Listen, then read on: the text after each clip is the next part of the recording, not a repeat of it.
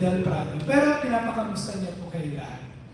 Bago po tayo dumiretso sa talakayan, kilalanin pa natin ang bawat programa at alamin kung bakit patuloy na tinatangkilik ang bawat isa for more than a decade. Roll video, please. Ano man, pinagdadaanan mo, may kaibigan kang handang pakinig sa'yo para sa problemang dinadala sa pag-ibig, sa pamilya, at sa buhay. Andiyan si Dr. Love. Kwentuhan ng mga taong gusto magbukas ng damdamin. Para naman sa problema ng pangkalusugan, andyan si Dr. Bless. Tuloy na po kayo sa aming linika. Si Dr. Love, Brother June Banal. 2 oras po ang pagtakakay natin sa iba't ibang suliranin, mga tanong-tanong ng ating mga listeners. Malawak ang perspektibo sa pagbibigay ng solusyon. May mga bagay minsan na ang solusyon ay manahimik lang tayo. And let God speak to us. Gabay ng Panginoon at mga salita ng Diyos. Sa pagtawag ninyo, you open up your heart, not knowing that God is listening to you. And that's a form of prayer, Father. We will be going to several Maria shrines in 3 countries. Sa kanyang pagpipilihan, Nakapila lang po ako isang araw na parang nawala na po yung pagmamahal ko sa kanya. Kapag masyado pong nasasaktan, totoo po, nawawala ang pag-ibig. at pakikipagkapagano. Ang mahalaga lang ay maibahagi natin ang ating compassion doon sa higit na nakakailangan. Rangkaman sa kanyang salita. Isa kang tanga. Kung gusto niyang umiwalay sa iyo, maghiwalay na kayo. Anak niyang padaan niya ang bigat na iyong dinadala. Kaya ang mga problema sa kanya pinagkakatiwala. Ang award-winning radio counseling program ng DZMM. 22 taon nang kasama on air. Hindi mo sila nag-iisa. Walang mag-iisa sa Dr. Love Radio Show. Lunes hanggang Biyernes, alas 11 ng gabi.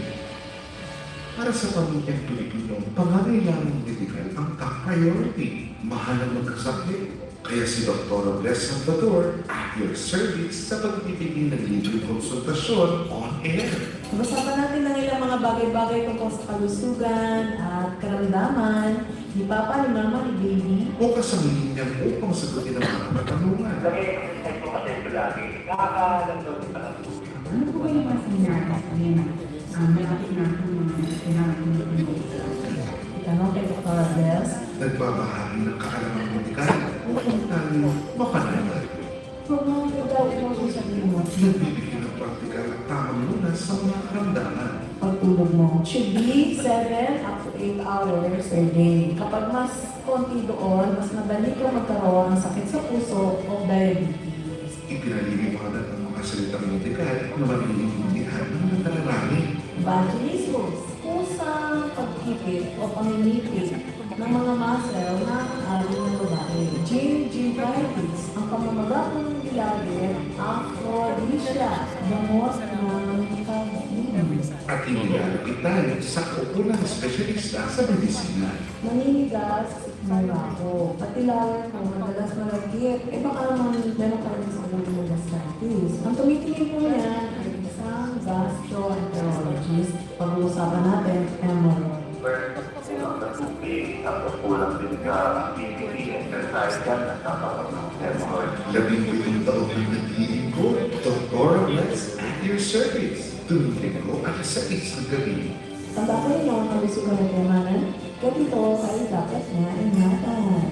Dr. Love Radio Show at Dr. Bless at your service. Dito lang sa DZMM. Kabahagi ng ABS-CBN. 65 years in the service of the Filipino.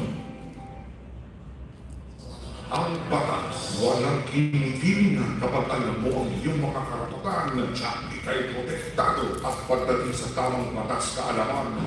Ito ang programa isang dekada ng naglilingkod at nagbibigay paniwanan.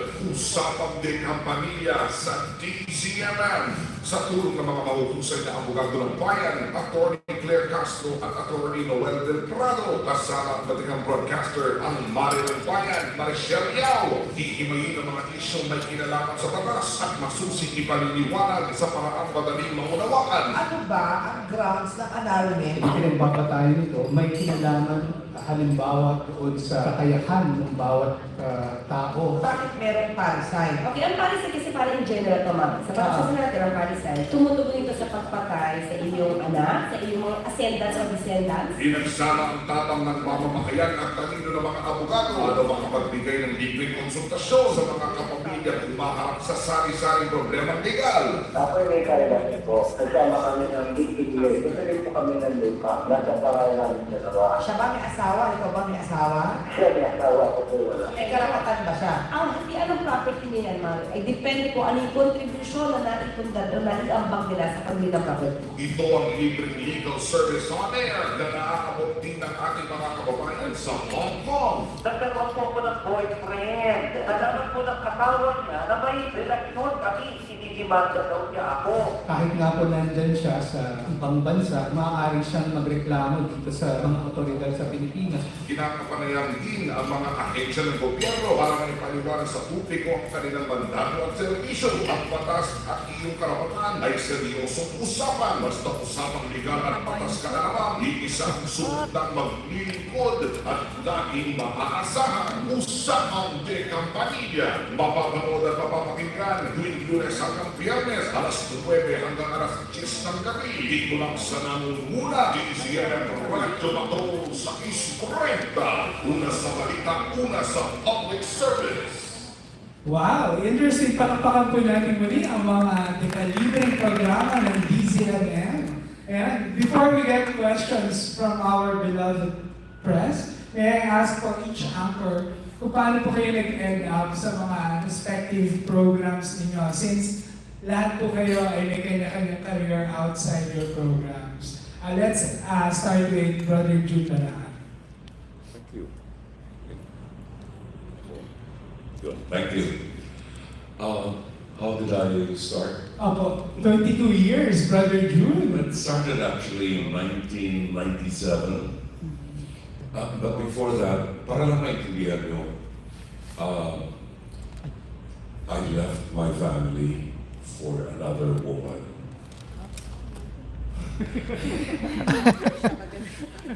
And we lived in the States for 10 years. So I was a philandering husband. Was. So after 10 years I came back. That was 1997.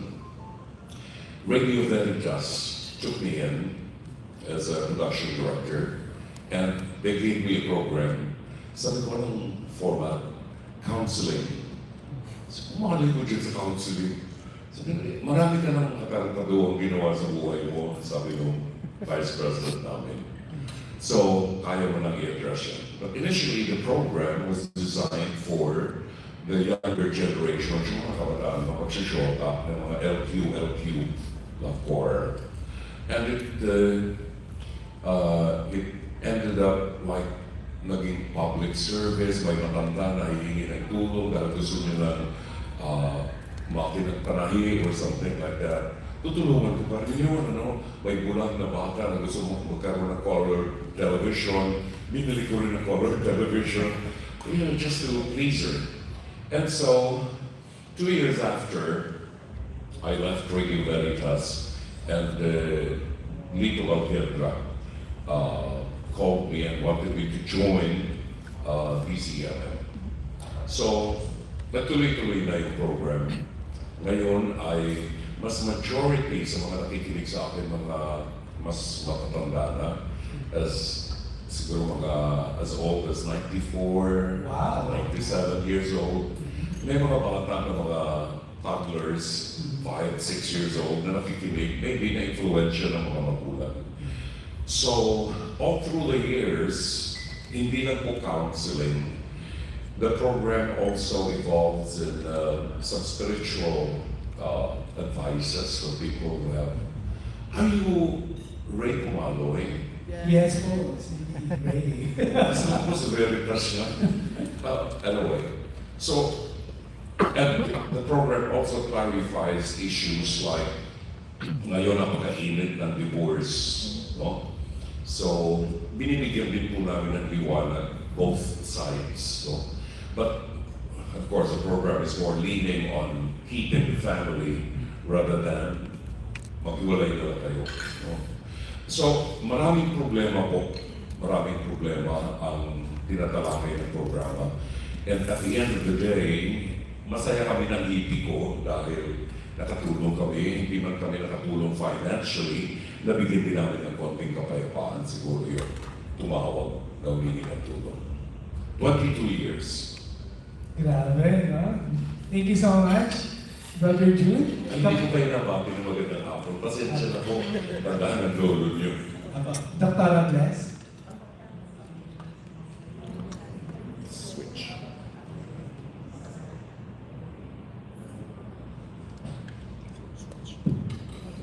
Oh, yes. Hello! Magandang hapon po sa inyong lahat. Ito po si Dr. Bless. Actually, it's Blessing Salvador. Isa po akong OB-GYN na nagpa-practice. And ipinakikilala ko rin ang sarili ko bilang doktora ng inyong pamilya. Actually, ang aking kurso sa UP, Diliman ay BS Psychology. After that, nag-medicina po ako sa UVRM. And then ako nagkaroon ng specialization in obstetrics and gynecology. I got married to my classmate. I have 3 children. And I'm happily doing my practice until one time, may inatendan akong function ng ABS-CBN. Usually ganyan naman eh. Na-invite lang po ako. Tapos, pag doktor ka kasi, you tend to answer questions habang kumakain. So like, ay, doktora ka pala, kasi yung ano ko masakit, kasi may ganyan. And then, one of the bosses there before, that was Peter Mosny, sabi niya, why don't you guest? So I guested in one of the shows, sa Radyo pa yun, ano? That was way back 1996, ang tagal na ko, no?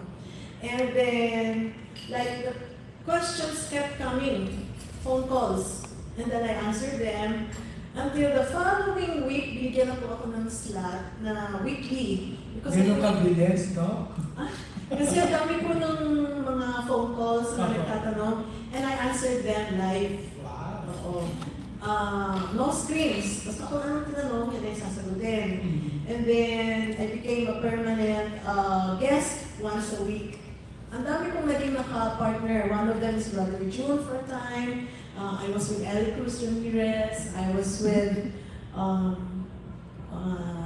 Norma Marco, some others, no? Until they said it's time na magkaroon ka na ng sarili mong program. So they gave me a program. Kaya lang, being OB-GYN, being a doctor, and being a psychologist, at that time, I was more interested in family counseling, marital problems, kasi it's one of my sidelines. Bukod sa pagdodoktor, meron akong marital problem counseling, mga mag-asawa, nag-aaway, problema sa sex, mga ganyan. So ang aking programa noong mga panahon na yun ay Midnight Confessions. So yung mga yan, no? More on sex problems, mga ganito ganyan. Until there came a time na sabi ko naman, hindi naman sex ang pwedeng i-discuss, pwede rin general practice. And I have background also on being a general practitioner. Bago po ako naging OB-GYN, pinag-aralan ko din yung pag-OB-GYN. And so, ang program na naibigay sa akin, 2002 was, at that time, ang boss namin is Angelo Palmones. Dr. Bless, at your service. Naging GP na po, general practice. So I had to answer questions in all aspects of medicine, pedia, medicine, surgery, etc. We review and then na-maintain pa rin yung question and answer by phone. And then nauso yung text, by text. Meron ding naging letter. And now, after 17 years, ika-17th year ko na po ngayon.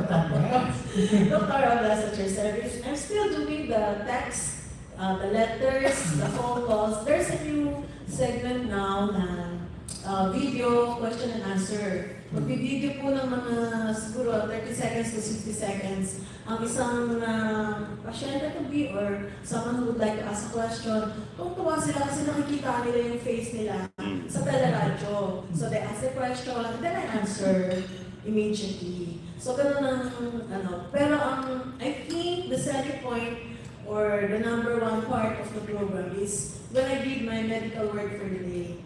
Halimbawa, what is hydroxy? What is granulocytosis? Mga ganyan, ano? So these things, hindi naman maintindihan normally ng isang tao na hindi na doktor. So I just explain it in Filipino, Tagalog language, in a manner that it could be understood even if elementary lang po ang aral nyo or wala kayong aral. It's easy to understand. Kasi ang ginagamit po natin mga terms ay everyday terms that could go down to the grassroots level. And I am proud to say na in the latest and in the past naman na mga surveys, number 1 po yung program natin sa ating time slot. So, for me, it's a form of service to those who want to know about health. Kung may sakit na sila, explanation about their sakit. And if they have a relative na may sakit na ganito, ganyan, I can explain for them also to the best of my ability. So para sa akin, ito ang aking mission sa buhay. And hindi naman po magyayabang. Pero gusto ko i-share sa inyo na nagkaroon na rin po tayo ng mga national awards from the Office of the President, mula sa PhilHealth, mula sa PMA, mula sa JCs, ng award po, patungkol po sa ating serbisyo through our program. So ang aking battle cry is health education through media. At meron po kung ibang magagawa, mga suggestions, okay naman po ako. So, yan po, more or less. Dr. Hess, meron po ba kayong medical word of the day? Okay, what do you want? What do you need? Ano po ba gusto nyo? Yung mga feature kanina? Apo. Sige, vaginismus, isang uri ng kondisyon kung saan isang babae ay naninigas ang kanyang mga muscle na nakapaikot sa kanyang pagkababaeng ari. At ito ang nagiging dahilan kung bakit hindi magkahiwalay ang mga nagkasama. At sila ay kailangan nilang mapunta sa operating room, mabigyan ng anesthesia, para sila ay matulog at magkahiwalay. Yung ba ang vaginismus? Thank you, Doc. I'd like to say also, aside from that, meron po akong maintain na tatlong clinic. My practice is obstetrics and gynecology. Ako po ay isang gynecologic surgeon. Nag-opera ng mga bukol. Thank you. Salamat, Doc. Ay, Doc programa pala yun. Attorney Claire?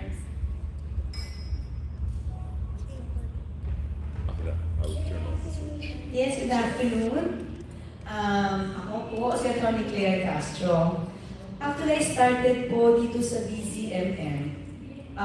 Nung president po ako ng Integrated Board of the Philippines, that was 1999. So, youngest president po at that time. Okay? Yes, ako. After that po, nagkaroon po kasi kami ng parang IDP conference, hindi po ako nagkakamali sa may bandang Clark. So lahat po yung tungkol po sa free legal aid na ibigay po ng IDP.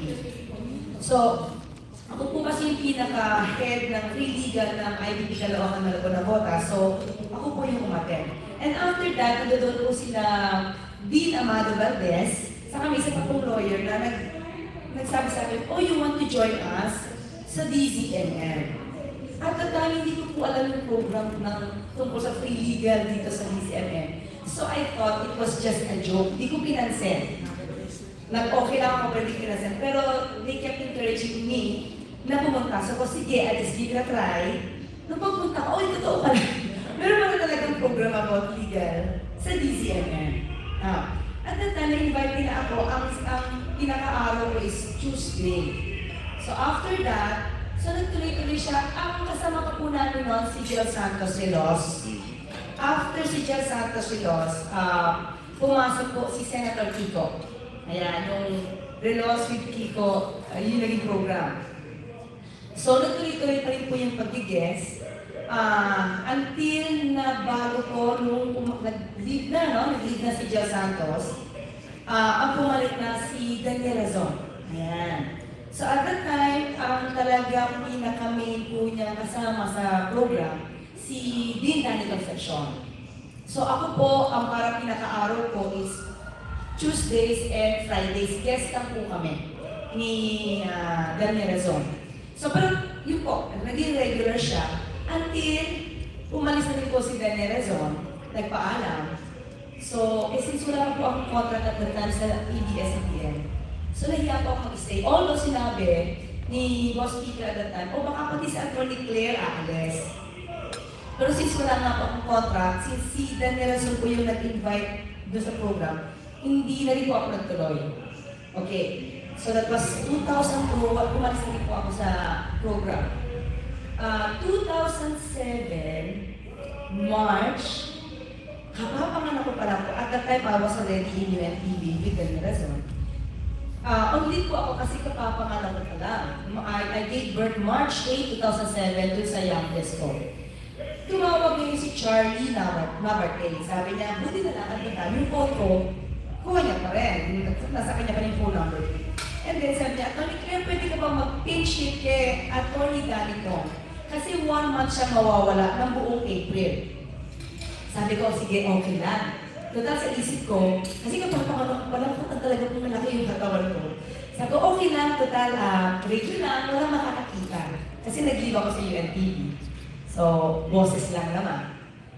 Hindi ko nalaman na April 13, o April 13, nilansad po yung Radyo. So, nakita pa rin po ako, oh my gosh, sabi ko, di ba, magpo-project na lang ako. Pero hindi po, medyo malaki po talaga yung katawan ko at that time. So, nagtuloy-tuloy. Binuo ko po yung buong April, and then, nung magpapaalam na po ako at the end of April, may nagte-text na po, kasi magpapaalam na po.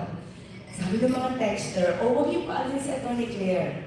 Sabi niya, may nag-joke pa na pagka pinalis siya si Atty. Claire, magpupunta kami ng barricade sa labas ng ABS.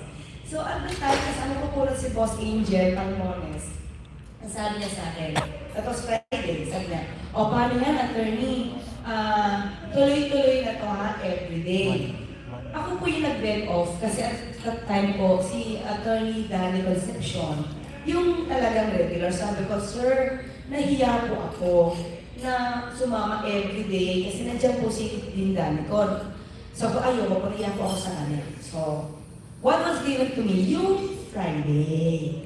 So, sabi ko, sige po, kung Friday po, tatanggap ko para respeto po kay Dean Danicon. So, nagtuloy-tuloy po yun. Sabi ko nga po, ever since naman po, even without po, nandito po ako sa DZMM, nandun na po talaga yung desire ko, personally, na makapagbigay kahit sa maliit na pamamaraan ng tulong sa mga nangangailangan po, lalo na po yung tungkol sa legal na problema. Kasi nung wala pa po ako sa DZMM, sa IDP po, nagbibigay na po kami ng free legal assistance and free legal consultation.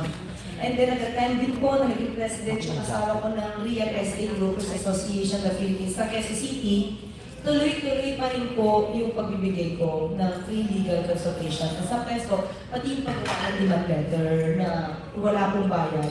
Masarap po kasi sa pakiramdam na kahit pa paano nila tulungan ka na hindi na nila kaya, na hindi na nila na kailangan gumastos pa. So, yun po, nagkamit po ako ng kontrata sa DZMM.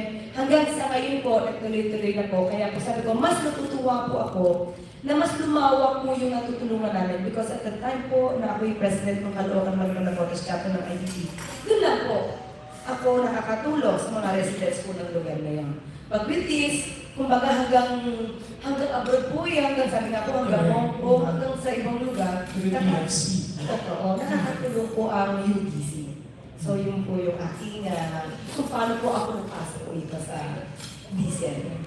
Pero Atty. Claire, nagkaroon din po kayo ng TV show before, di ba? Yes, opo. With Karen Davila. Karen and Ed Rosa, siya 3-in-1. Thursday, every afternoon po yung mga 3 o'clock po yata, 3:30. Yes. Salamat, Thank Atty. you. Maria?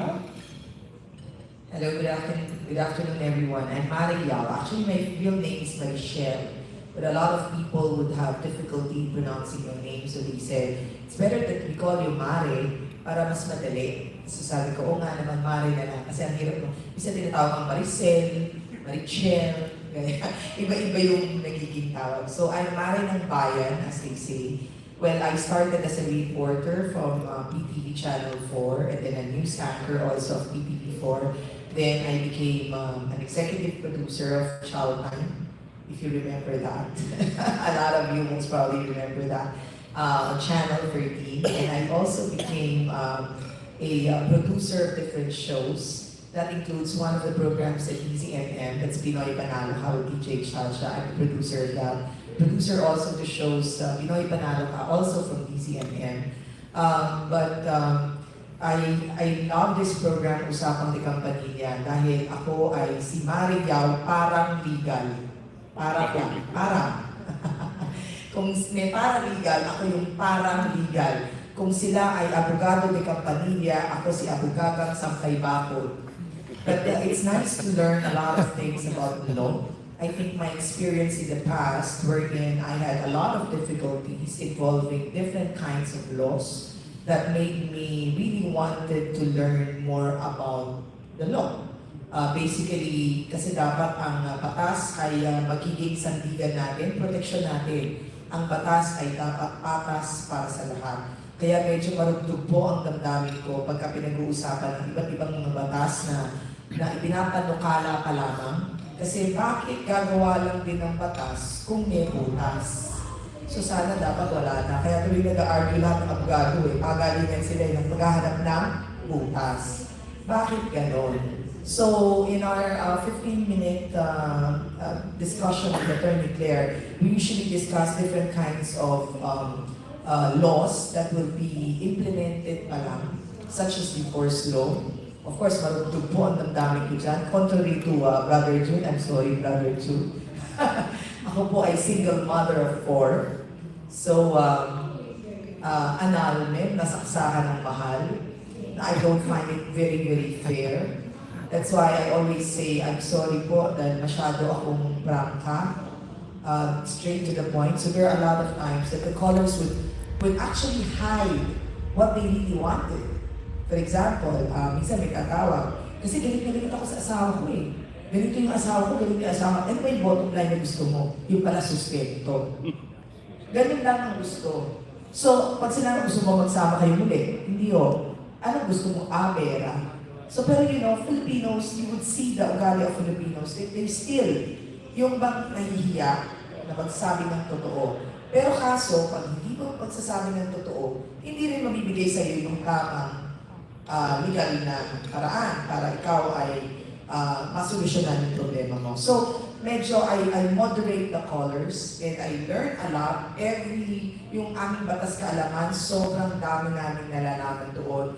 And ito'y binababa namin sa karamihan. Kumbaga lahat, sabi nga namin kung kaya namin abutin, katulad ni Dr. Bless, abutin yung mga nakakarami na hindi nakapag-aral. Dahil sabi nga namin, ignorance of the law excuses no one. So, hindi porke hindi mo alam yung batas, ikaw ay absuelto na sa batas. So, maraming maling akala. Baka, hindi baboy, hindi manok, baka pa lang. So maraming mali, maraming hindi alam. So, in a way, sa programa namin nakakatulong kami kung paano nila proproteksyonan ang kanilang sarili at ang kanilang pamilya. So, yan ang medyo nakakatuwa kasi everywhere we go, marami kaming natututunan sa programa, nakakatabaan ng puso. At sana, ang isang adhikain namin sa Usapang de Campanilla ay bawat isang Pilipino marunong sa batas, hindi mangmang sa batas. Maraming salamat po. Thank you very much, Ms. Mario. At with that po, meron po tayong katanungan kay Manay Efe. Gusto ko malaman sa inyo lahat. Alam niyo ba kung anong bracket ng audience meron kayo? Kasi napansin ko, kaliba na Attorney Claire, karamihan sa kanila, ay di sa Dilma, tungkol sa lupa. I noticed that. Anong ABC? Anong klase ng audience? And why? muna sa sagot ko. Base dun sa mga nakausap ko, hindi ko lang, I was expecting initially, audience ko would be C and D na siguro mga 50s pataas or 60s pataas. Yan ang expectation ko. But based on my personal survey, doon sa mga nakausap ko ng mga kaibigan, hindi lang C and D because there are executives in Makati who I can classify would belong to class A or B who listen to the program, yung mga uuwi na ng late na ng gawin mo, they would listen to the program. And so from A, B, C, and D, most likely, ako, ang age bracket lang, majority po sa mga listeners ko kayong edad natin, mga 60s pataas. Mas responsable siguro, or mas sumaharap na sa mas maraming problema ng buhay. Okay. Anong bracket kaya sa Pilar Mateo? Kung always citizen ka. Pero ba, Mr. Bernardo? I belong to the order of preachers. I am a third order Dominican. And since you are a third order Dominican, you belong to the Dominican family. Like mga pari ng Santo Domingo, ng Manawag, ng Letran, these are Dominicans. There are three levels. The first order are the preachers or the pari, the priests. The second level are the nuns. And the third are the apostolic sisters and the lay Dominicans. I belong to the third order, and we live by the rule of Saint Dominic. We preach veritas, the truth. And so, kahit makasakit ka, kadalasan nakakasakit, but that's the way you live. Kailangan mo yung katotohanan na ipahayag. That's why we have, I have that OP letters after my name. Kasi hindi pa associated yan sa mga pari. Ano ba po? Madalas associated yan sa mga pari lang. Well, in a way, it's a religious way yung congregation. You know, Kay Dr. Salvador. Doktora, how are you related to the Salvadors of Showbiz? Maraming Salvador sa showbiz. But, hindi po kami related. Dati po akong Lesilda de la Rosa. Nakapag-asawa po ako ng isang Salvador from Pangasinan. So, married surname ko po yung Salvador. And we're not related to them. Although my daughter now is, well, she's not really exactly showbiz. Salvador mula po ang aking daughter. Thank you. Yung Sita, Bless. Ang ginamit kong moniker is Doctora Bless. Kasi ang haba po ng Doctora Bless, yun na sa Salvador. So, Doctora Bless. And in Marikina, where I presently live, ang mga doktor po doon, first name, ang tawag nila, Doktora, tapos yung first name. Kaya sinunod ko po yung Doktora Bless. So sa tanong naman po na ano ang age bracket ng mga nakikinig sa akin, ang masasabi ko, sa mga na-meet ko na, kasi karamihan po sa kanila magte-text at tawag, and they really come to my clinic. Yung iba para lang makita ako, makipagkwentuhan. Yung iba naman po mag-konsulta. The youngest is like 10 years old. Kare-kare ng nanay. And the oldest is, napanood siguro ninyo doon sa episode last Sunday, 93 years old. Ang pinakamatanda kong nakoperahan na ay kahapon, 74 years old. Merong tumor na kasi laki ng kanyang ulo. But I would say na proud ako dun po sa mga bata na sumasama sa kanilang nanay para magpa-check up sa akin. May napag-graduate na po akong parang 4 na doktor. Nakahabol lang po lumabas yung mga resulta ng medicine. Dahil pag dumating po sa clinic, sinasabi ko, oh, mag-doktor ka. Nagdodoktor po. So may mga estudyante naman po ngayon na naiinganyo po natin na pumunta sa na-influensyahan na pumunta sa field of medicine.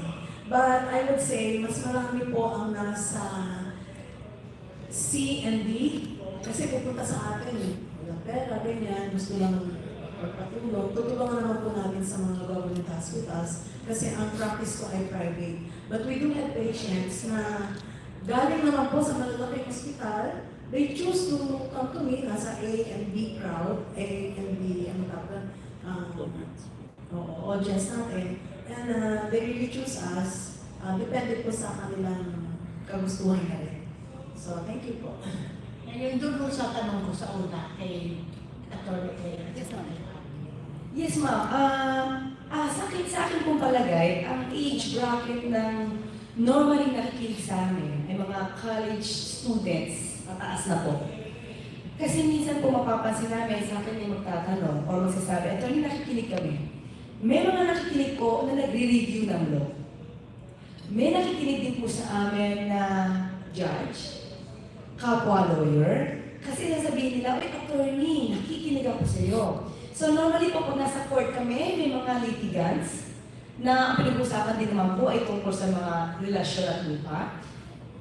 Pupunta sa akin, kayo po ba si Atty. Claire? Nakikinig kami. So yung audience namin, parang sa lahat po ABCD.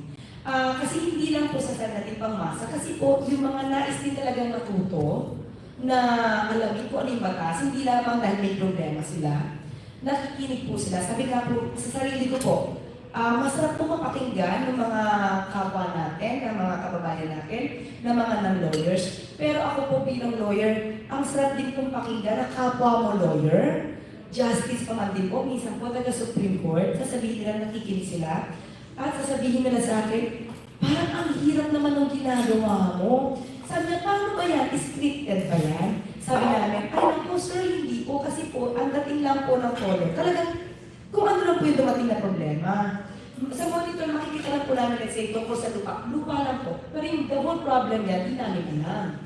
So sabi nila, naku, di dapat pala talaga well-versed ka. Sabi ko, pagka po kasi nasa trial kayo, nasa practice kayo, nasa field kayo, mas madali siyang masagot kasi kayo, ginagawa niyo yun eh. So sabi ko, medyo hindi po ako nahihirapan, pero may mga pagkakataon din naman po, may mga batas po talaga. Minsan, lalo po yung tungkol sa ilang taon ang pagkakakulong. Normally po, ang nakakaalam yan, judge. Sila pinag-memorize niyan, pero yung mga trial lawyers, hindi po nila pinag-memorize yan. So may mga pagkakataon po na sasabihin ko, sa aking pagkakatanda, yun yung pagkakaalam ko. So, sabi ko nga po, ang sarap po talaga na malaman na yung ibang kabataan din po, uy, naku, yung nanay ko, pwede pa pakigirit nyo na lang kasi nakikinig lagi. So, gano'n po. So, yung audience po namin sa lahat po, hindi ko po masasabing CD lang, sa lahat po. Age bracket, ito college graduates or college students, pataas po. Yan po. Thank you. Kay Mari, pwede malaman kung may legal background kayo. I really wanted to be a lawyer, but well, because of issues of my past. My past.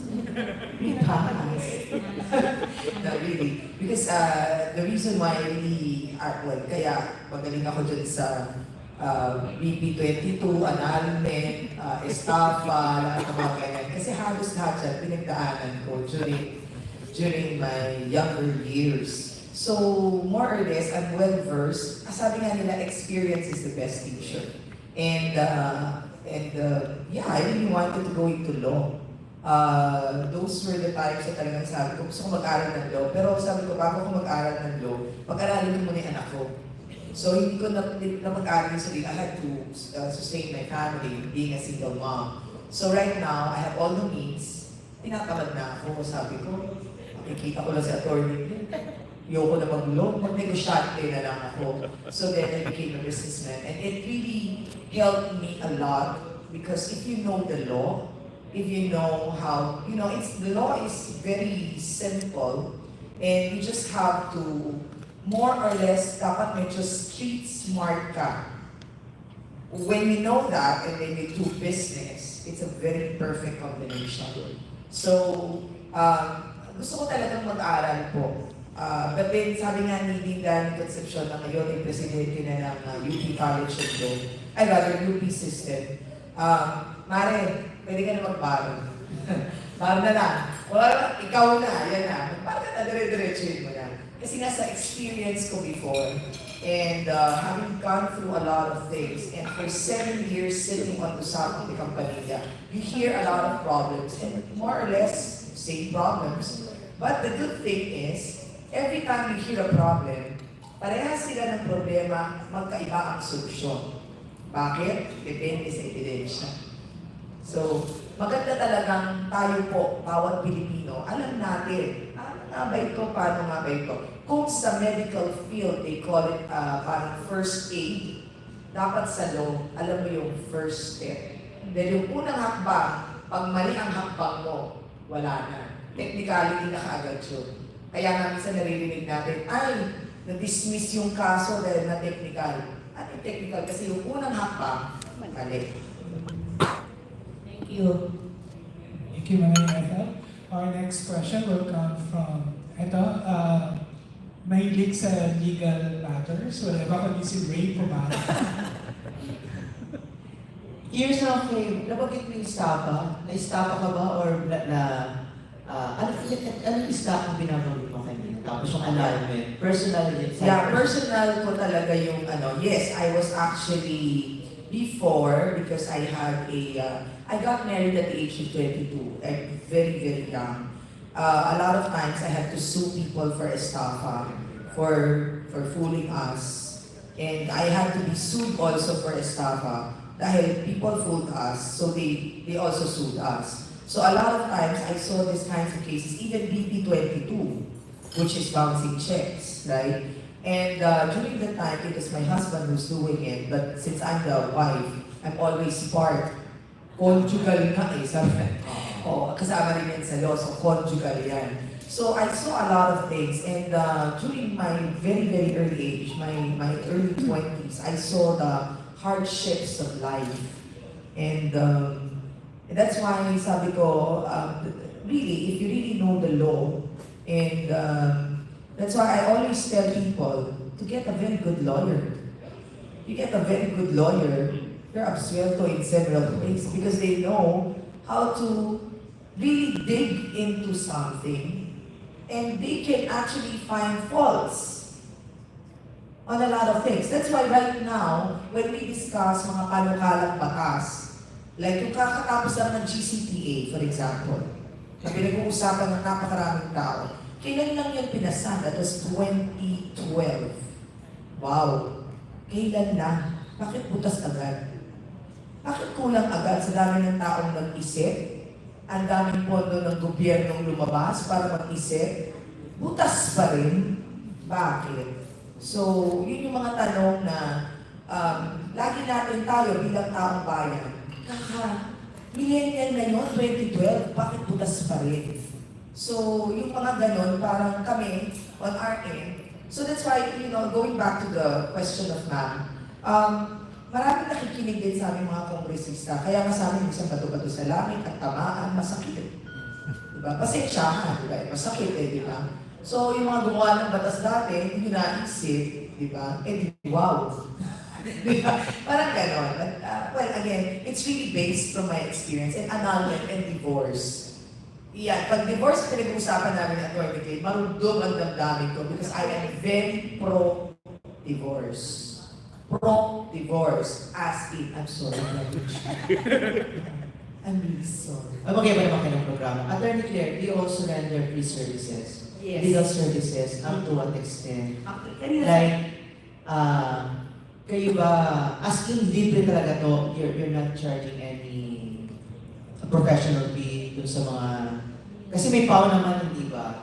I understand na pag PAW kasi, di ba, nag-remediate mo na inaayos yung tapos and then pagkatapos hindi mo alam kung ano yung proseso pag hindi nagkasundo. Pero sa inyo ba, depende po ba yun sa kaso hinahawakan nyo? Or meron lang kayong bracket ng kaso na gusto nyo lang hawakan? Okay. Kanina sabi ni Maria, kumuha daw ng mga gano. Oo nga, mahal ang magaling na auto. Kaya kinuha niya. But anyway, yes, I give free legal, not just consultation, assistance. Really. To the point na talagang yung nandun yung out. Pero pili, hindi po lahat kasi hindi na ako mabubuhay niyan. Okay. Merong isa po, pumunta sa free legal consultation at the time ng UBC pa. Sa lingkod ka pamilya. There was this guy na pumunta siya doon, hindi para humingi ng tulong sa akin, kundi para umiyak dahil inapi daw siya ng pao. Kasi itong guy na to ay may property na isala niya kay A, okay? Hindi niya agad nabayaran, so sinabi ni C. Si C took advantage of the situation.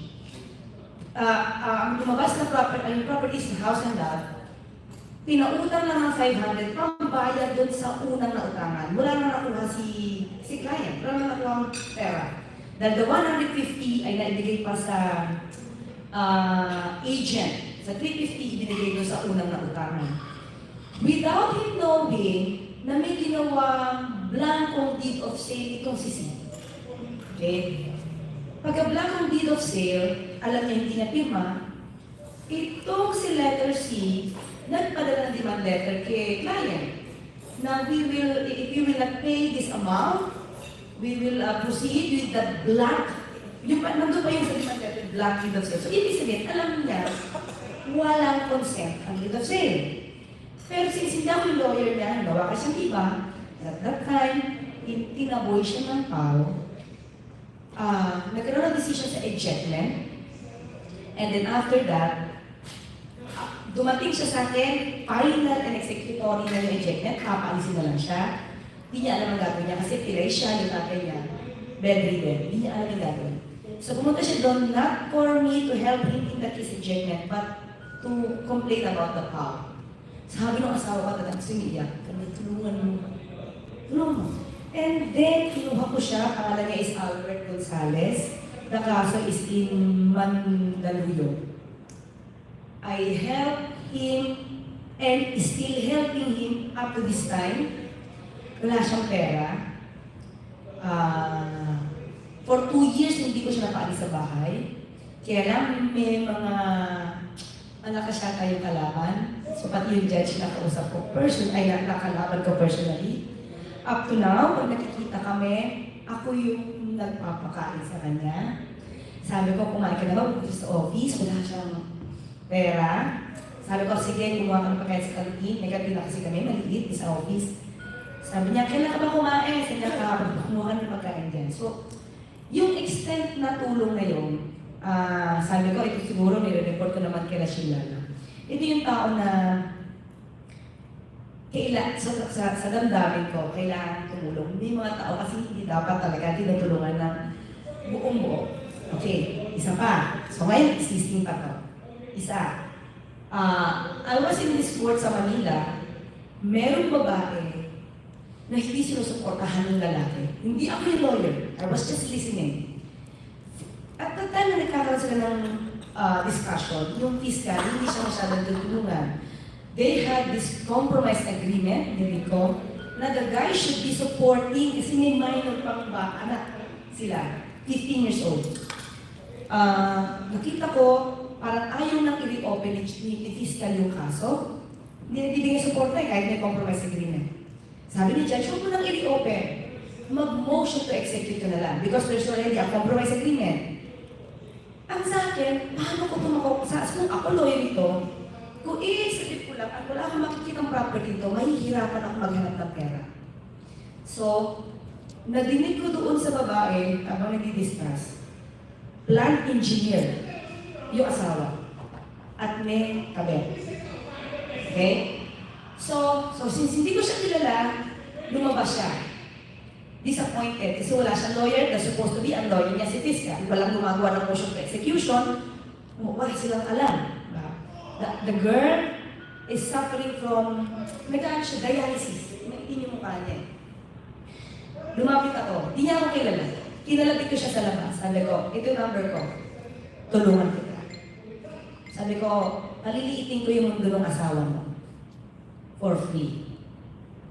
So, ngayon, dalawa itong tinutulungan kong all out as in wala talagang bayad. Yung iba tinutulungan, minsan nagbibigay lang ng pang-zero, pang photocopy. Okay? Yung mga ganyan, pang-mail. Pero may taong talagang nisingkot niya kung humingi. So, dalawa so far, as in free. Pati pagkain. Binibigyan ko. Thank you po. Kay Brother Chu. Oo. Ano yung pinakamahirap na na-encounter mong... Kasi alam naman natin na maraming pro sa... Paano ba ito? Pro sa hindi paniniwala. Maraming against sa paniniwala ng religion. Parang ganyan. Yung Catholic, di ba? Naka-encounter ka na ba na parang nakikipag-ano na sa'yo? Nakikipagtalo na dahil pinipilit nila na tulad yung sasabi ni Mari about divorce, annulment, may against sa Biblia, di ba, sa paniniwala? Meron. Madalas, kasi ang tao, basta may pilit yung gusto niya, kasi akala niya, sa kanya yun ang tama. So, i-motivate ka talaga nila mag-react. When it comes to faith or doctrines of the church, because for me, faith is personal. When it comes to faith, hindi mo ko pwedeng asahan makipag-dialogue sa'yo. Kasi hindi ko ibababa yung faith ko sa'yo at hindi ko rin naman tatapakan yung faith ko. No? There should be respect. Meron ganyan, marami na ganyan. Maraming kaso na pipilit nila yung bibigyan ko ng Bible citations and everything. Tatawanan ko na lang. Kasi yan, pariwala mo eh. Hindi ka naman papayag dun sa sasabihin ko, so it's useless. Huwag mo lang isaksak sa lalamunan. Paano iniwasan yung argumentong mahaba pagdating sa ganyan? Pinapatayan ba ng tawag dito ng mikropono? Hindi, pinapaliwanag ko lang. Hindi tayo makakatapos. Hindi tayo makakatapos. Parang, there was a time, may isang paring katoliko na nakipagdebate sa isang miyembro ng sekta ng pananampalataya, and then he died. Diniscuss ko yan sa USC nung invite nila ako. Sabi ko, hindi na dapat kasi nakipagdebate yung pare. So, binash ko ng maraming mga kabataan. No? Kasi dinidefense na ng pare yung faith. Sabi ko, that's understandable. Pero hindi na kailangan nakipagdebate. Kasi walang mangyayari sa debate when it comes to faith. Paano mo sasabihin mali ka? At paano mo aaminin mali ka when it comes to faith? So it's just a matter of respect. No? I just tell them hindi na tapos. Thank you. Si Dr. Blas naman. Doktora, meron ba lumapit sa celebrity para magpakonsulta about their sex life? Or anything about clinical, mga ganyan? Ako yata. Since marami naman kayong kapamilya, di ba? Meron naman pumunta sa clinic mo without mentioning any names. Meron po. In fact, hindi naman marami, but more than a handful of them, nakakandal ko naman. Artista to, has showbiz personalities. Radio, a few artista, pero yung iba currently, yung iba tapos na. Pero, Anong mga cases to, Dr. Wika, kailangan tatlo? Dun sa radio personality, nandito ba sa table? Charot. dito ngayon. Actually, maternity cases at saka gynecologic cases na... Abortion? Meron ba abortion? Meron ibang STDs, mga ganon? Di ba sa Pilipino kasi culture, kasi ang STD kasi parang nakakaya daw sa sexually transmitted diseases. yes, sa abroad, ano lang yan, parang kagat ng lablang lang yan. In terms of pap smear findings, meron. Pero yung talagang full-blown, kagaya ng mga HIV/AIDS, wala naman. Wala naman. Ang pinakasimple, siguro herpes, ganyan. Pero I'm not at liberty to mention names nor even give ba clue kung sino mga ito. Babae po ba? Mas marami ng babae lalaki. Wala po ako masyadong lalaki. Ako babae. I'm not at liberty to say any clue about them kasi I adhere strictly to the patient-doctor relationship na kung saan merong secrecy at saka hindi talaga dapat i-divulge. Line item na lang po. Ganito, magbigay lang ako ng maiksing kwento. Meron akong pasyente na talagang pasyente ko na siya. Tapos may refer siya ng another patient na nagkaroon ng hindi magandang sakit na kinakaya siguro niya. Tapos itong nag-refer sa akin, pumunta na hindi niya kasama yung refer niya. Pinipilit ako sabihin kung yung sakit ng nag-refer ng pasyente. Siyempre, hindi ko sinabi, no? Hanggang saan nagagalit siya sa akin, siya naman daw nag-refer, ba't ayaw ko sabihin, kanya. Sabi ko, pasensya na. Sabi sa akin, hindi, alis na lang ako sa'yo, hindi na ako papatong sa'yo. Wala naman na nag-refer, ayaw mo sabihin sa akin. Pasensya na po, hindi po pwede, ganyan. And then, a second story is this is really very classic. In one hospital, pinaanak ko sa second floor. Siya na confine. Yung isang babae sa third floor. Pero ang jowa nila is. At least, we're talking about stars or Ito personality. naman hindi. Ano lang to. Just to prove my point na talagang I hold their secret to the grave. Hindi nalaman ng tunay na jowa na meron pala siyang kasabay. Halos sabay silang nanganak. Hanggang namatay si lalaki. Tapos dalawa silang umiiyak. Tapos binalikan ako ng tunay. Sabi niya, Doktora, ikaw pala nag-handle ng kabit ng mister ko, ganyan-ganyan. Namatay. Saka ko lang nalaman, ikaw din pala yung doktora. Ganito ganyan. Well, syempre, maganda naman yung explanation ko. Hindi ko naman po kailangan ikwento na po sa inyo. At syempre, kung ano naman kaya sa iyo, hindi po pag ganyan, talagang, that's it. I hold the secret to the grave. Yun na nga, namatay na yun natin. Saka lang po nila nalaman.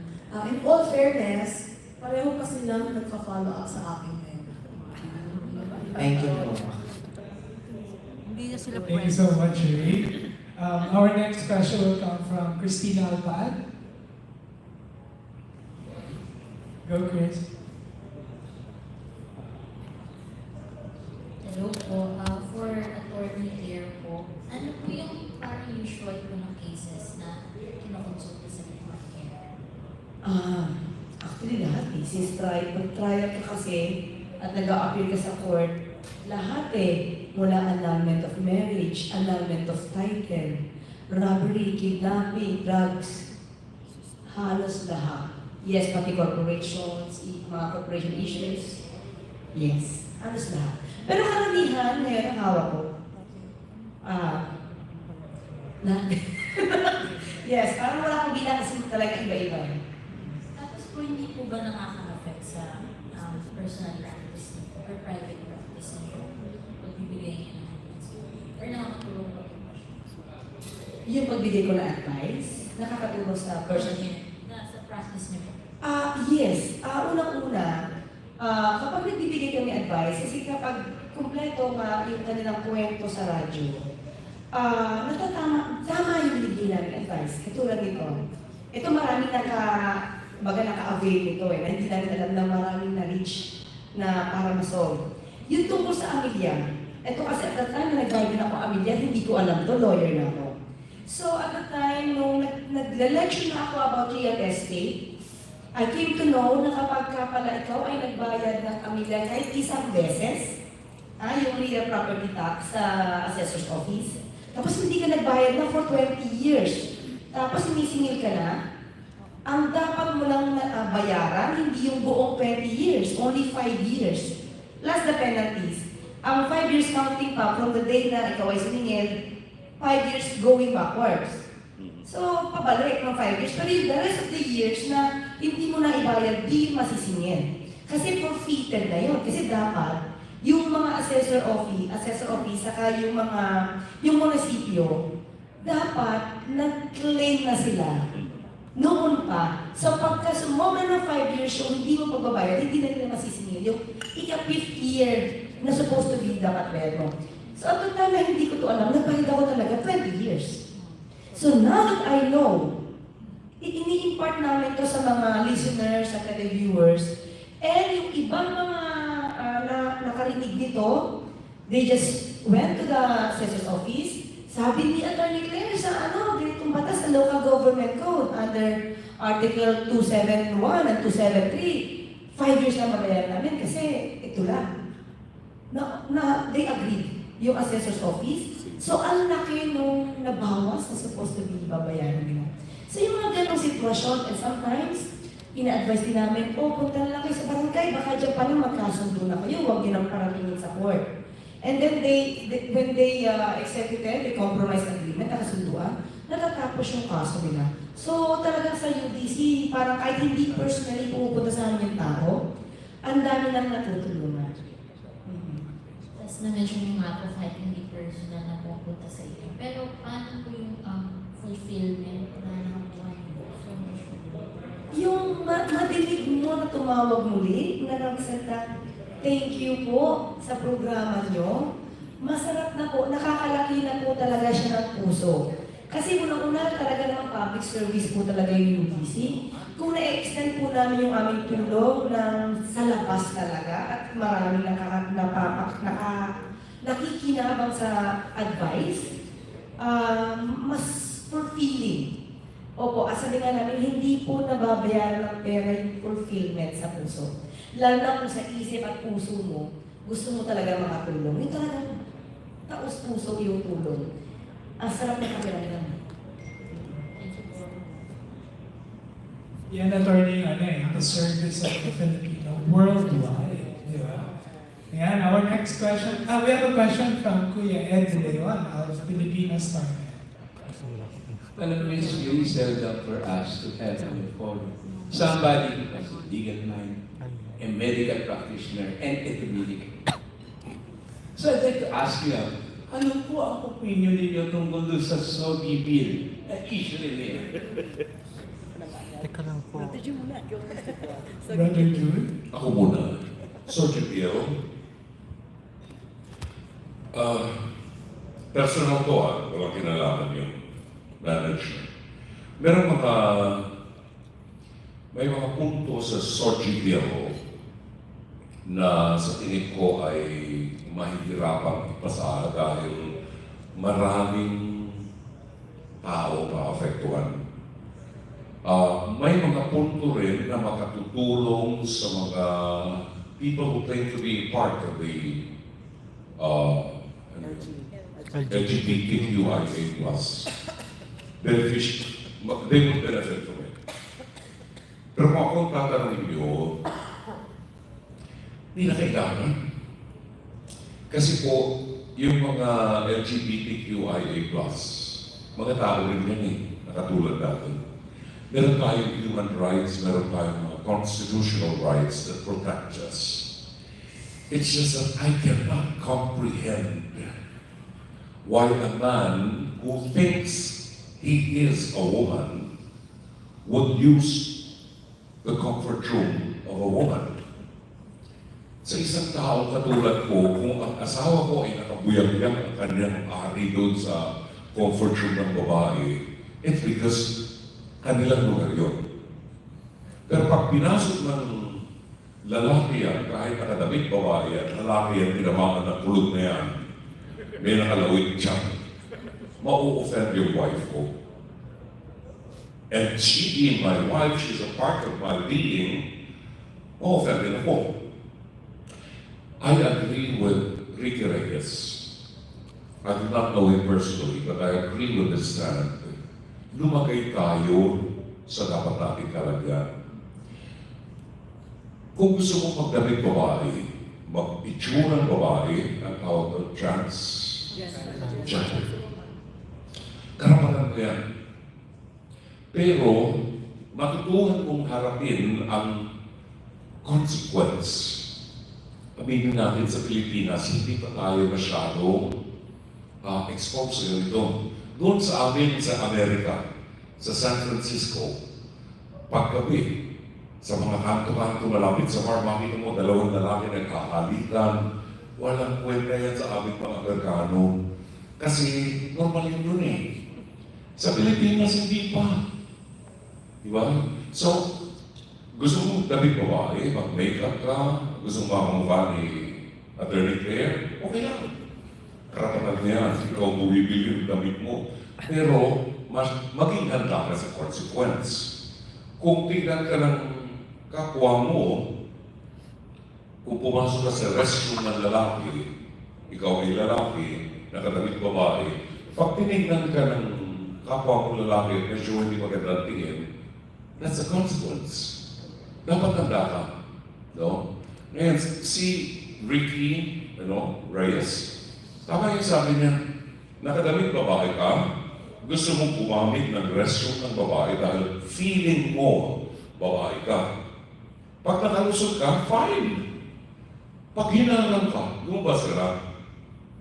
Unless meron kang gustong i-push na agenda at gusto kang lumaki ang issue. My personal point of view is this. We respect them. I personally respect them. Ang dami kong kaibigan na gays. Jobert Socalvito is one. And he admits that he is gay. And I respect him. No? Sabi mo nga sa kanya, re-respetuhin kita, huwag mo lang akong ihipuan sa akin, sa publiko. Mag-aaway tayo. No? I respect them as they are. They are human beings. But tayo na mga tao na may gustong pag-iisip, ano man po ang desisyon natin sa buhay, kailangan handa tayo harapin ang consequence. No? Respetuhin natin sila. Gusto ka magdamit babae, magpapang babae, that's alright. Huwag lang yung ipilit yung gusto nila sa atin. I cannot. Yan, naubos na. Siguro yung technician dito, ano? Sabi sa LGBTQ, ay. Sorry na. Ano yan? Pasensya na po. Hero lang, joke lang. Ano yung sinasabi ko na? Mutual respect. Yung mga nagdadamit babae, okay lang yun eh, ano? We should respect them. Hindi ko lang po pwedeng matanggap na pa-address mo sa akin si Vice Ganda na ma'am. Because I would look stupid. Because I know it is not right. Pag si Doktora Bless, sinabi niya sa akin, i-address ko siya ng sir. Baka tignan kita mula ulo hanggang paa. Kasi alam kong hindi ka sir, ma'am ka. Dalawa lang naman pagpipilian natin. You want to make a third, fourth gender, problema mo yan. Basta sa akin, gender is based not on feelings, but on scientific, biological facts. Titingnan ko lang ang pasaporte mo. Pag sinabi ng pasaporte mo na you are a male, I will call you sir. Gusto mong pabago? Doon sa PSA, kung kaya mong baguhin. Pag nabago mo, congratulations. Then I will call you ma'am. In the meantime, let's enjoy our life. Let's respect each other. Huwag lang natin ipilit sa iba yung ating sariling personal na paniniwala dahil dyan tayo magkakatulog. Salamat po. Thank you. Same question? Opo, Doktora. Hindi naman po siya, maski transgender, hindi naman nababago biologically. From a biological point of view, ang babae may matres. Uterus, fallopian tube, ovaries, may ability manganak. Ang lalaki, walang matres. So, kahit ano pa siya. No? I just want to mention na sa aking background, personal background, hindi ako against sa mga bakla, tomboy, etc. Dahil I come from a family na meron akong uncle na gay. Pero may anak siya, 3. Diba? May asawa siyang babae, gay siya, may asawa siyang babae. Anak niya 3. Kaya he dresses accordingly, pero alam naman gay siya. Meron din akong pinsan na 2 sila. Pareho silang babae. Yung isa, nagsusot tomboy, pero yung isa, girl na girl. Pero pareho silang may asawang kapwa babae. Okay? And we respect them for that. Yun ang choice nila eh. And I have another one, niece ko sa cousin. Ito naman, nagpa-opera na talaga. Babae na siya talaga. May boobs, may hips, etc. At saka down there, nagpa-opera na rin. And she is now, tawag namin, nagpapalit siya ng gender eh. Sa kanyang mga papeles eh. She is now the first transgender, ano tawag mo doon? Ano siya eh? Stewardess. Hindi siya male steward, stewardess. Ang suot niya, pambabae ng mga stewardess. In other words, I come from a background na very open sa mga ganyang bagay. Kaya lang, kung ako pagtatanungin niyo sa Soji Bill, hindi ko pa siya nababasa ng buo, so hindi ko talaga mabigay ang aking complete idea tungkol dyan sa bill na yan, except that being a doctor, kapag may penis ka, doon ka sa male. Kapag meron kang vagina, doon ka sa female. Dahil lang, mas madaling umihi kung nakatayo, kung lalaki ka. Mas madaling umihi kung nakaupo, kung babae ka. Pero kung magkakaroon ng bill at ito ay maratify, ako naman masunurin po ako. Kung ano po yung nasa bill, go. Kasi sa akin, pantay-pantay tayo lahat. Tayo man ay babae na, o lalaki na straight, o we choose another, sabihin natin, psychological gender. Yun lang po ang masasabi ko. Ako din po, hindi ako against sa mga LGBT. Because parang nabasa ko, although hindi po ako masyadong aral sa science, pero nabasa ko, it's more on, hindi naman nila ginusto to, but because of the hormones. Meron nga akong latest na findings na namamana siya. So, sa akin, normal. Kung ano po... Meron na pong medical journal from the US that says it is not genetic. It is acquired. Yes, opo. So, namamana eh. Kasi ako po rin, may mga theory ako na gano'n, tapos may lumabas akong pamangkin na gano'n din. So, ang alam ko nga, it's more on the hormones and the inherent. So, I have nothing against them. Siguro ito sa Soji Bill, ang pinakamainit kasi nagiging issue dito is about the comfort room eh. But with regard to gender equality, meron na po tayo nito eh. Hindi na po, kumbaga, lalaki, babae, kung ano man yung sexual preference mo, nandun na po yung equality natin, nire-respeto na po natin. And as a matter of fact, meron po tayong bagong batas yung regarding catcalling. Pati po yung mga ganyan third sex, po, eh, pwede sila mabiktima at pwede silang magsampa ng kaso kapag binastos sila. So, kumbaga nandun lang po sa mga batas natin. But with regard to the comfort room, ito po, ina-analyze ko na, if ever na siya ay maa-approve, di ba meron pong palalaki, may pababae, paano po yung, let's say, lesbian, may sarili bang CR? Paano yung transgender, may sarili CR? Paano yung, magiging ilang klase na po yung comfort room natin. So, yun lang po, di ba? Meron pa. Ano, marami pa? Sorry. Pag pinagbigyan mo yan, ang dami ka makikita na po problema sa comfort room ng mga lalaki. Lalaki rin. Yung mga midgets, yung hindi makaabot dun sa iniihian namin. O dapat meron mas mababang gano'n, hindi nabibigyan ng attention yun. Diba? So, di ba po? Ito. So baka with this, mas marami na mag-claim ng kanilang rights. When in fact, sabi nga ni Brother Jude, since time immemorial, pinanganak na tayo, ito lang. So siguro po, although we give respect to the LGBT group, siguro pwede naman din nilang respetuhin kung ano na yung existing, na hindi naman din sila nababastos. Right. So sabi nga ni Brother Jude, di ba may mga siya naman po tayo na pwedeng pang lalaki, pwedeng pang babae. So ito po talaga kailangan talaga to answer the call of nature. Pwede naman sila makinap nung CR na unisex. So in the same time, pagka maraming tayong CR, mas mag-assist din sa parte ng gobyerno. So yun lang po. Well, sa akin medyo yung CR, I think it should not be an issue. Parang sabihin na lang natin na ganun, may special lane ang senior citizens, may special lane ang PWD. Pwede rin naman, why not? Pero siguro, isa lang ang CR para sa lahat. na nandoon. Kasi pwedeng single lang siya. But more than the CR, actually, it's not an issue of CR. Ang siguro mas gusto kong pagtuunan ng pansin ng ating mga LGBT, etc. ay yung mga properties na nagsasama ang dalawang magka-same sex. Yung mga properties nila. Yun siguro ang mas magandang pag-usapan. Kasi may mga pagkakataon na naririnig natin sa batas dahil dahil magkasama sila ng ilang taon ng partner niya, pero dahil nadedehado, dahil hindi talaga sila kasal eh. So, paano niya siya pamamanahan? Does it mean to say that you're in favor of marriage? For same sex? Yes.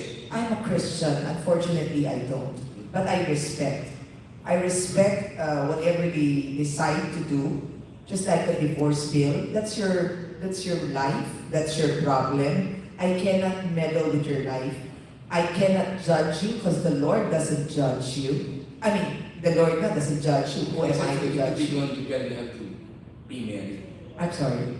For you to have conjugal property, dapat married. Oh yes. Oo. Diba? Oo. So, yung sa akin siguro more than just the issue of the toilet, etc.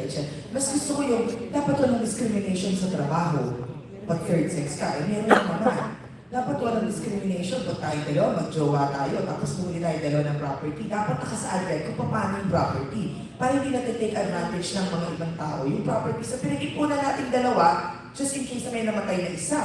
Yung dalawa punta sa isa. I mean, those are the more serious things, I think, that the LGBT group should really address and look into. More than just I'm not saying it's a little thing, but sabi ko nga, sa lanes, may OFW lanes, o special lang para sa OFW, PWD, merong seniors. So parang ganun lang din, gusto mo, pwede magkaroon ng isang cubicle only for specific, para hindi nga naman din sila nade-discriminate in both. So isa lang naman cubicle, I think it won't really matter to all those big companies. Attorney Claire, pwede ba yung magkaroon ng agreement yung dalawang partner na nagsasama na whatever happens in the future, they can separate Equally their assets or whatever they have, gathered. So ito yung batas natin, no? Actually, kung wala pa tayong particular na batas tungkol dito, meron tayong pwedeng gamitin batas na pwedeng applicable sa mga nagsasama na magiging klase sitwasyon. First, kapag, syempre, definitely single sila. So, magkasama sila. So, ang mangyayari, magbibigay sila ng property. If they really love each other, they can make the property registered in their names. So, ano tawag dyan? Co-ownership. Meron na, di ba? So, pag nagkatian yan, wala naman kayo specific na 1/3, 2/3, yung kabila. Definitely half yan. Kapag nawala si Igay, yung kalahati definitely sa'yo dahil co-owner ka. Ang nagiging issue na lang dito, nagsama kami, syempre gusto ko magmana. Itong kapartner ko, hindi naman siya pwede magmana sa akin dahil hindi kami kasal. Diba? So, ano pwede isagot dyan? Di ikaw single ka, wala kang anak. Ang magiging compulsory heir mo is definitely yung nanay mo na, kung buhay pa, o parents mo. Ang mga kapatid mo naman, collateral relatives. Kapag may ginawa ka na ng last will, dinataka ka, wala kang compulsory heir. Pag may ginawa kang last will, pwede mo ilagay sa last will yung kapartner mo. So, mahal na mahal ko to. Lahat ng properties ko mapupunta kay B. Pwede yun. So, pag sasabihin natin na dahil kailangan magkaroon ng marriage para protection sa properties, pwede tayong sumagot dyan ng legal na hindi naman kailangan magpakasal pa. Ayan. Thank you, Attorney. Kasi sa insurance. Meron lang sa ano lang. Go right. Attorney, pati po ba sa insurance, yung pwede siya yung beneficiary? Yes. Pwede. Actually, girlfriend na, pwede maging beneficiary. Pwede siya maging beneficiary. Ang hindi pwede, ang normally hindi pwede, yung mga mistress. Mistress. Okay. Bawal yun. Okay. And we are down to our last two questions. We have a question from one of our influential bloggers. We have Kate Adahar of Radyo Republica. Very influential. Yes. In the past decades, 20 years, may nagbago po ba sa sa common problem ng love problem ng Pilipino. And kapag may love problem po si Dr. Jeff, hindi siya tumatak. Ano? Ano po? Ubus na. Ubus ang bottle. Wala ka nakikita ng difference o pagbabago 20 years ago. Maybe because when we love, it's the same passion, you know. May malaking pagbabago sa bilang ng kaso ng infidelity sa mag-asawa. Tumas. Maaari na ito'y dahilan sa antas ng values ng tao ngayon kumpara 20 years ago or kumpara ng mga panahon ng nanay ko. I'm sure mga panahon ng nanay ko talaga siya mga next kabit sila ng araw, may mga kabit-kabit na ng araw. No? Pero pakagod. Mahigpit ang pagtatago. So, hindi masyadong palasan na yun. No? Noon. Ngayon kasi, parang it has become to be parang ordinaryo nila. That's one. But basically, walang pinagbago. Ang nabago siguro ang values ng tao. Kaya dumami ang kaso ng infidelity. And people nowadays, mas higit na nakararami ang mga tao na medyo mababaw ng spirituality. Tingin niyo po anong cause? Ano na? Ano po tingin niyo cause sa observation? Tingin kong cause. Alam mo kasi, sa totoo lang, ang Diyos mahirap paniwalaan kasi hindi natin nakikita ang Diyos.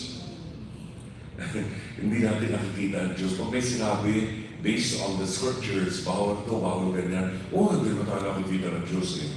No? So, we are free. Hindi naman tayo pinipigil ng Diyos na gawin yung gusto natin eh. It's just that we are not conscious anymore of our relationship with God. Ito ang madalas kong sinasabi, isang konting haba na lang kuya ha. Madalas kong sinasabi. Ang problema ay hindi po kasal. Ang dalawang tao na nagpapakasal, wala pong nakatutok na baril. Pagharap mo sa pari o sa mayor na magkakasal sa iyo, tatanungin ka, ikaw ba'y kusang loob na nagpunta rito para makipag-isang dibdib kay Escabeche? Opo. So ikinasal kayo. The difference with the sacramental wedding in the Catholic Church is, it is a sacrament. Ang witness dito, yung pari, ang ikinakasal kayong dalawa, at sumusumpa kayo sa harap ng Diyos na magmamahalan for better or for worse, in sickness and in health, till death do you part. Nung ikinakasal po tayo, ang tingin natin sa asawa natin parang si Sharon Cuneta. Feeling natin sa sarili natin para tayong sino ngayon ang asawa ni Sharon? Si Gabby Concepcion. Perfect lahat. Tatanggapin mo yung babae yan kahit may peklat sa bibig yan. Magkaibang tao po kayo. After several months or several years, makikita mo na ang flaws ng asawa mo. May peklat pa sa bibig itong asawa ko. Pero kasama yun sa commitment mo na mamahalin mo siya. Yun po ang nawawala. Nagkakaroon na ng self-centeredness, lalo kami mga lalaki. Umiinom na po sa amin ang mundo.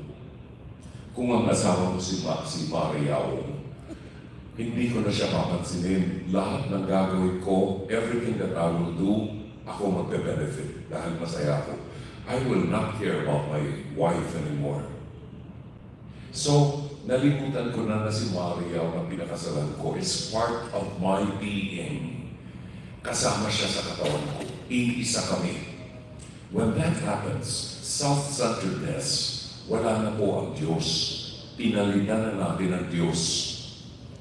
God should be in the center of our relationship. Pag nawala na po yung pagtingin ko kay Mariao na asawa ko, na bahagi siya ng katawan ko, I don't care kung masaktan ko siya. Doon nasisira ang pamilya. And I agree, may mga pamilya kong hindi na maililigtas dahil sa self-centeredness ng isa sa magkarelasyon. Dapat po maghiwalay na lang sila. Dapat may maghiwalay, legal separation. Okay? But your vows remain. Your vows remain. Sinasaktan ka, hiwalay kayo. Ano kailangan mo? Suporta? Let the court decide. Pero you live separately. Protection? Wala. Sabihin ng court, hindi ka pwedeng lumapit sa kanya the rest of your entire life. Separate ka, masaya ka na kasi hiwalay ka na sa kanya. But the vows remain. And that is perpetual vows before God. Yun. I am for hiwalay. Kasi yung dami na nakikita sinasaktan ng mga asawa eh. Hiwalay na, kambing na yan, buwisit na yan. Okay, kakakain ko sa ulo yun eh, no? Pag natutulog, kakain ko sa ulo. Hindi ko lang pwede masabi ko yung bawal eh, no? Hiwalay.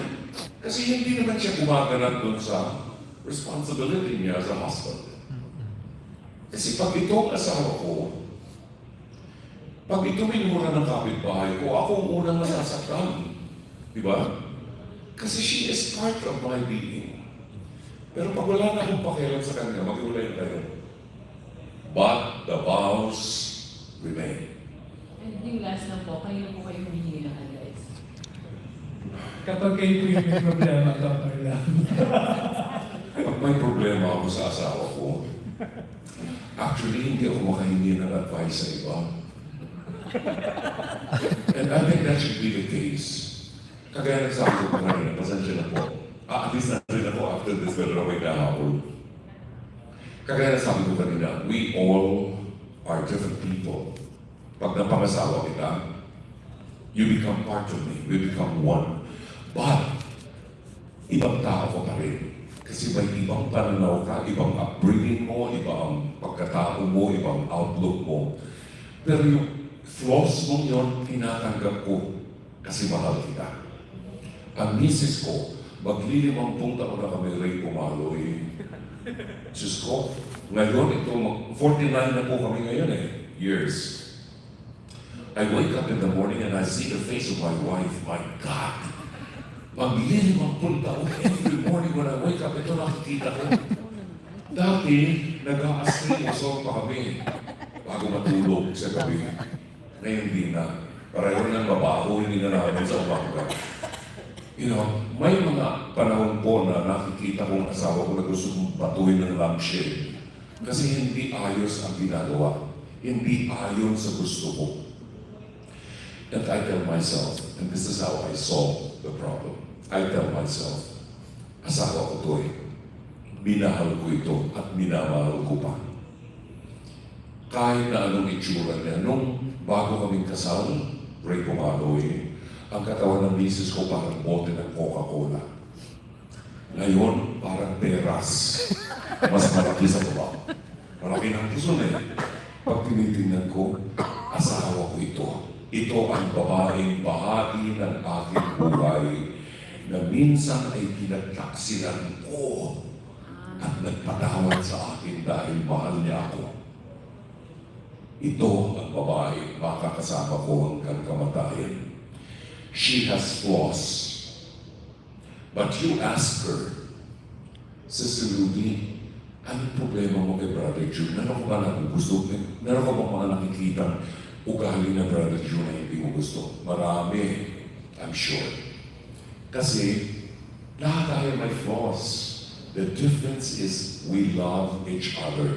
And I vow before God that I will live with you till the end of time. Ganda. And with that, Brother Jude, please invite all your fans, followers. Live streaming po tayo ngayon. Oh, okay. I would like to thank our brothers and sisters in mga kapamilya natin sa entertainment industry. I was surprised that Ray Pumaloy nakita ko rito. decades ago, and he looks younger than 20 years ago. Hindi ko alam kung anong ginawa nitong rapat ko. Basta, sa inyo pong lahat na nagtitiwala sa amin, at kaisa po namin para maihatid po ang kapayapaan sa ating mga kapamilya. Maraming salamat po sa pagtitiwala ninyo. At kung meron po kayong makitang flaws sa amin, mas maganda po siguro kung ipaalam niyo sa amin para paano namin mapabubuti. You can communicate with our executive producer, who's very supportive sa mga programa po namin. Or you can personally talk to us. After all, magkakapatid tayo. Yung flaws ko, siguro ay tatanggapin din ninyo the same way that I accept you as a brother and sister kung anong flaws meron kayo. Maraming salamat po sa inyo and salamat po sa mga nakikinig, nanonood sa Dr. Love Radio Show, DZMM, Mondays to Fridays from 11 p.m. until 1 o'clock in the morning. Magpuyat na tayo sa ngalan ng pag-ibig. Until then, Shalom Aleichem. Dr. Bless, your message? Maraming salamat po sa inyong lahat na dumalo ngayon sa ating mini press con at inaanyayahan ko po ang lahat, kayo po at mga nakikinig, mga nakikipag-live stream sa atin. Sumali po kayo sa ating programang Dr. Bless at your service. Tuwing linggo po ito, alas 6 hanggang alas 7 ng gabi sa DZMM, Radyo Patrol 630. Simulcast po tayo sa iba't ibang cable channels at syempre TV Plus, Channel 5 or Channel 6. And of course, maraming salamat sa inyong suporta at sa inyong walang sawang pagtangkilik sa mga programa natin, kagaya ng ating Dr. Bless at your service. Hayaan po ninyo at pagsisikapan kong pagandahin pa mas mabuti ang ating programa para tayo ay makatulong sa ating mga manunood at mga tagapakinig. Thank you very much. Dr. Bless po ito. Thank you, Attorney Claire. Yes, maraming salamat